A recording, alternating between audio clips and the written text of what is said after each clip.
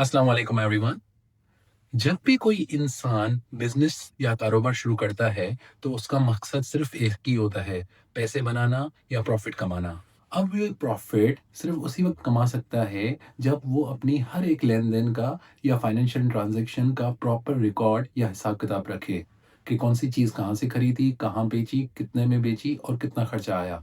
Finance की field में ये रिकॉर्ड कीपिंग तीन तरीकों से या तीन फ्रेमवर्क से की जाती है, जिसे फाइनेंशियल स्टेटमेंट्स भी कहा जाता है, जो कि हमारा आज का लेक्चर है। फाइनेंशियल स्टेटमेंट्स किसी भी बिजनेस या कंपनी की फाइनेंशियल कंडीशन या फाइनेंशियल हेल्थ आपके सामने रख देती है। इसकी इंपॉर्टेंस का अंदाज़ा आप इससे लगाएं कि जितने भी बड़े इन्वेस्टर्स हैं, वो फाइनेंशियल स्टेटमेंट्स की बेसिस पे ही डिसाइड करते हैं कि किस कंपनी में इन्वेस्ट किया जाए। और जिस तरह हमारे मुआशरे में एक फाइनेंशियली स्ट्रॉन्ग इंसान की रिस्पेक्ट होती है, उसी तरह हमारे इन्वेस्टर्स सिर्फ उन्हीं कंपनी को वैल्यू देते हैं जिनकी फाइनेंशियल हेल्थ या फाइनेंशियल कंडीशन स्ट्रॉन्ग हो। अब अगर हम फाइनेंशियल स्टेटमेंट्स की बात करें तो वो तीन तरह की होती हैं: income statement, balance sheet, cash flow statement.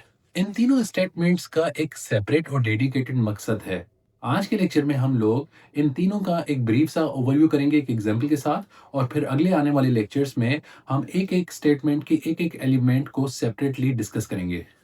अब सबसे पहले आते हैं इनकम स्टेटमेंट पे। अब फॉर एग्जांपल आपने एक कॉफ़ी शॉप का बिजनेस शुरू किया, जिसमें आप मुख्तलिफ कॉफ़ीज़ बनाते हो और उनको सेल करते हो। अब इनकम स्टेटमेंट क्या करती है कि वो आपकी कॉफ़ी की सेल को मॉनिटर कर रही होती है कि आज के दिन में आपने कितनी कॉफ़ी सेल की। अच्छा, फिर जब आप सेल कर देते हो, तो फिर उसका दूसरा काम ये होता है कि वो ये देखती है कि चलें कॉफ़ी सेल की, लेकिन इसको बनाने में खर्चा कितना आया।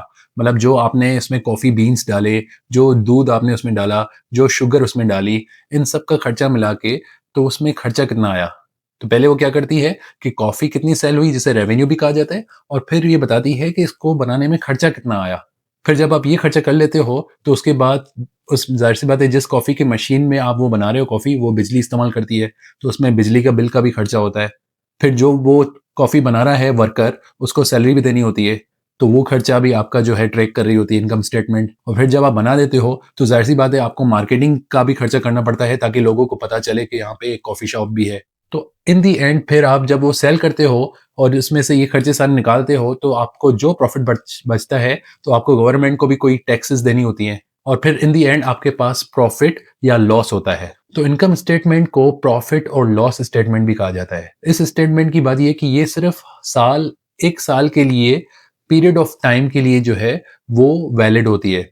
मतलब 1 साल गुजर गया, उसमें प्रॉफिट या लॉस डिक्लेयर हो गया, फिर अगले साल दोबारा से ये काउंटर शुरू हो जाता है और फिर ये पूरा साल इसी तरह रिकॉर्ड हो रहा होता है। और यही काम पाकिस्तान स्टॉक मार्केट की लिस्टेड कंपनीज में भी इनकम स्टेटमेंट कर रही होती है कि एक तो वो प्रॉफिट और लॉस कंपनीज का रिकॉर्ड कर रही होती है, और फिर वो पूरे 1 साल के मुद्दत तक के लिए कर रही होती है। फिर जैसे ही नया साल शुरू होता है, तो उसका रिकॉर्ड भी नया हो जाता है। ये तो हो गई इनकम स्टेटमेंट। तो अब बात करते हैं दूसरी फाइनेंशियल स्टेटमेंट, जिसे बैलेंस शीट भी कहा जाता है। बैलेंस शीट बेसिकली दो इंपॉर्टेंट एलिमेंट्स को देख रही होती है।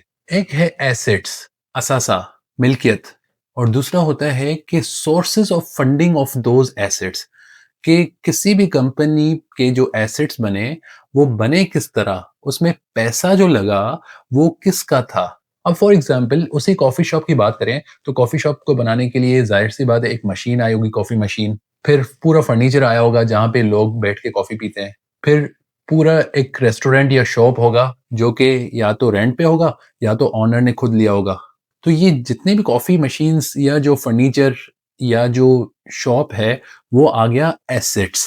अब सवाल ये कि इन एसेट्स की सोर्सेज ऑफ फंडिंग कहाँ से आई, मतलब पैसा किसने दिया। तो वो अगर आप देखें, आप लेक्चर नंबर 1 याद करें, तो मैंने आपको बताया था कि आया कि वो एक तरफ तो वो ओनर का अपना भी हो सकता है, और दूसरी तरफ वो बैंक से लिया हुआ कर्जा भी हो सकता है। तो एक तरफ आ गया एसेट्स और दूसरी तरफ आ गया आपका ओनर्स इक्विटी प्लस लायबिलिटीज, मतलब ये दोनों ही मिला के आपके एसेट्स बनाती हैं। तो जितने आपके एसेट्स की वैल्यू है, वो इन दोनों ओनर्स इक्विटी और लायबिलिटीज, इन दोनों का बैलेंस होना ज़रूरी है। मतलब अगर ये 10 लाख का है, तो इस तरफ भी 10 लाख होना ज़रूरी है, तभी इसको बैलेंस शीट कहा जाए। अब ये जो रिकॉर्ड होता है, ये साल के बेसिस पे नहीं होता, ये उस दिन से होता है रिकॉर्ड जिस दिन से कॉफ़ी शॉप ओपन हुई है। और एज़ ऑफ टुडे, मतलब आज के दिन तक कितने एसेट्स आए। फॉर एग्ज़ाम्पल शुरू में अगर एक किसी ने छोटा-सा शॉप ली होगी और छोटी-सी जो है एक मशीन रखी होगी। फिर आगे चलते गए होंगे और जैसे-जैसे उसका बिज़नेस ग्रो हुआ होगा, तो मशीनें भी 2 से 3 आ गई होंगी और शॉप भी बड़ा हो गया होगा और सीटिंग अरेंजमेंट भी काफ़ी बड़ी हो गई होगी। वो आपको एक स्नैपशॉट देती है बैलेंस शीट कि एज़ ऑफ टुडे उसकी फाइनेंशियल पोज़ीशन कहाँ खड़ी है। उसके पास एसेट्स कितने हैं और इन एसेट्स की जो सोर्स ऑफ फंडिंग है या उन एसेट्स के लिए जो खरीदने के लिए पैसा आया, वो कहाँ से आया?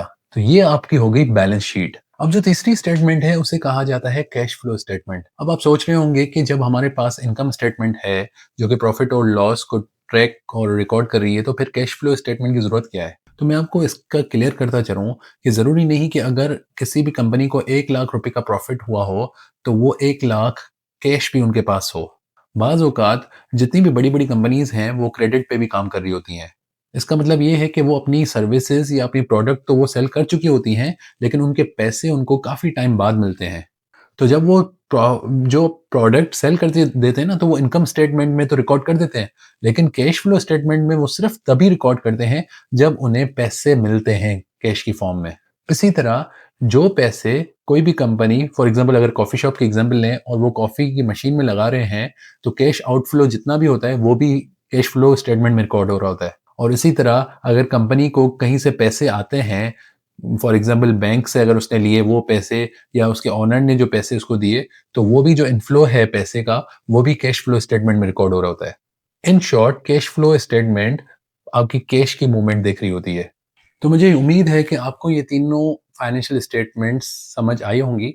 ये लेक्चर थोड़ा-सा लंबा हो गया था, लेकिन इसकी इम्पोर्टेंस काफ़ी ज़्यादा थी, क्योंकि इन्वेस्टर्स इन्हीं के बेसिस पे डिसाइड कर रहे होते हैं। अगर किसी कंपनी की इनकम स्टेटमेंट में लॉस मेकिंग है या अगर बैलेंस शीट में देखते हैं कि किसी कंपनी के पास कर्ज़ा ज़्यादा लिया हुआ है या वो कैश फ्लो में देख रहे होते हैं कि कहीं उन किसी कंपनी का पैसा स्टक तो नहीं है, तो वो इन कंपनीज़ को अवॉइड कर रहे होते हैं। आगे चल के हम लोग डिटेल में समझेंगे, आपको अभी घबराने की ज़रूरत नहीं है। इन डिटेल एक-एक स्टेटमेंट को के एक-एक एलिमेंट को समझने की कोशिश करेंगे। आपको तब तक कोई भी सवाल हो, तो आप मुझसे एक्स पे या यूट्यूब पे बिल्कुल पूछ सकते हैं। Thank you so much.